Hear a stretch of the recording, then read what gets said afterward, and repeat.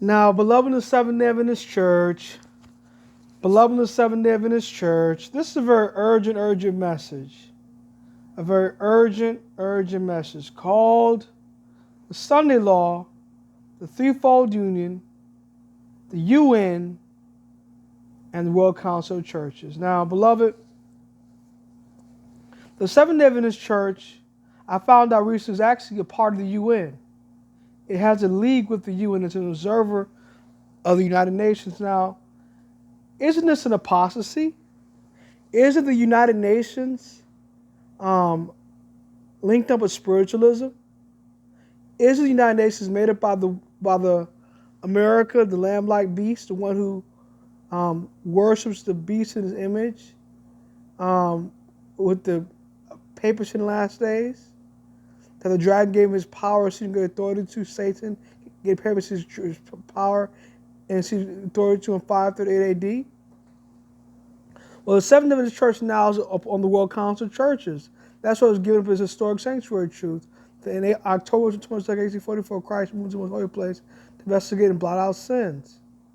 And therefore, we teach now that the atonement is of the cross, and that we can overcome our sins, and we use a New King James Version Bible as our official Bible, which actually does away with the sanctuary truth and does away with Hebrews 9:12 stating that Christ went once into the holy place.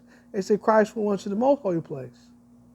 And so, isn't the UN a threefold union, the dragon, the beast, and spiritualism?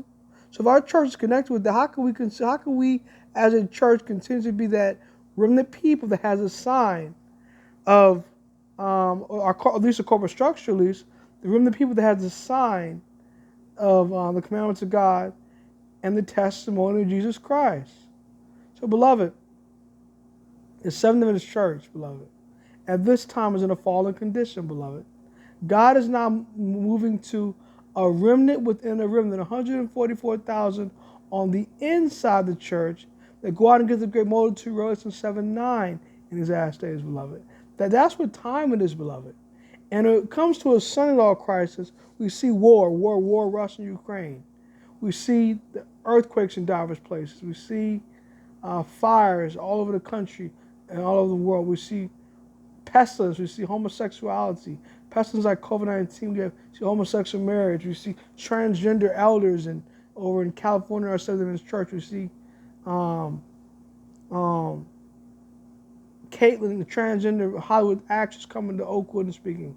University of Seventh-day Adventist Church and speaking for chapel one day a couple of years ago. So all these things we see are omens of the fact that Christ is coming soon, beloved. And now is the time to get ready and stay ready, beloved. I'm going to give a straight testimony. I'm not going to let the church shut me up to please anybody, beloved. No, I'm not here to please you. What should I preach this way to make you like me? No, I'm not paid for you to like me. You don't take the beans off my table. And the government does, God knows how to provide for me. I'm not worried about it, beloved. I'm on SSI, yes. I had some recent health challenges. And the government takes the money off my table, the food off my table, because I'm preaching this way. Take it off, beloved. God knows how to provide for me. I must deliver my soul. I must give the straight testimony. And as far as I can see it, if it speaks like a duck, if it quacks like a duck, it must be a duck. The Sunday Surge, or Sunday Secondist that First Church brought to Seventh-day Adventist Church recently in Huntsville back in 2014. The celebration of style worship, the Christmas trees, all these things, the Halloween festivals, the fall festivals, the Easter egg hunts during Easter time, all these things let us know that, for instance, closing on the church because of the ecumenical alliance it has with the Threefold Union, World Council of Churches, and the pagan holidays and all these other pagan traditions. It's all paganism, beloved. Now it's time for the straight testimony. Now it's no time for jury.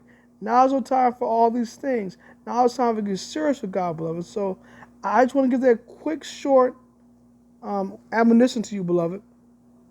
And by the way, the 2520 is a legitimate prophecy, beloved. It came in 677 BC when King Esdras took the northern tribes captive of Israel over to Assyria. And it deals with them being gathered again as a people. God's been gathering his people in 457 BC. The southern tribes of Judah been gathered in 457 BC and re-entering into Judah and making a country, and then being scattered again in 70 AD by the Roman Empire. So that is a legitimate prophecy. It also deals with the fact that at the end of the 2300 days, or 25-20-year prophecy, in 1844, God's people as a spiritual Israel will be gathered again together as a people. And you see the early writing chapter called the gathering time. This is why it says the 1843 chart was erected by the hand of the Lord. Nothing should be stirred from that chart, beloved. I don't buy these claims from these 7 names ministers that 7 times is not in context, beloved. No, they're misinterpreting the prophecy.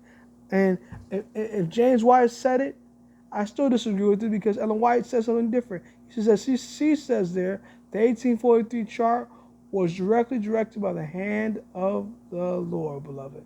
I don't buy these dancings and the semantics of these 7 ministers who say that because Sister White says that John Bunyan wrote a book called Pilgrim's Progress, that he was in God's plans, because he believed in the immortality of the soul, he was not. So therefore, we can't take everything John Bunyan says in that book. So therefore, we can't take everything the 1843 chart says because they made mistakes. No, beloved, no. That's a totally misunderstood statement, beloved. No, we're not to misunderstand the vision of the calzone and teach the 1863 chart, because the 1863 chart is a phony. It's a pretender. It's a farce, beloved. No, we're to listen to God's providential leadings, and we're to stand in the old ways. What is the good way? What are the old paths? I agree with ministers like Jamal Sankey and others who support the 2520. Time for it to go forward and not backward. God bless you, beloved. Maranatha. Most congregating Father, thank you for this day. Thank you for all mercy and blessings. Oh, please bless your people who save you and kingdom not the lost one. Please let them read the testimonies, the Bible, and prophecy for themselves. And don't just take my word for it, Lord.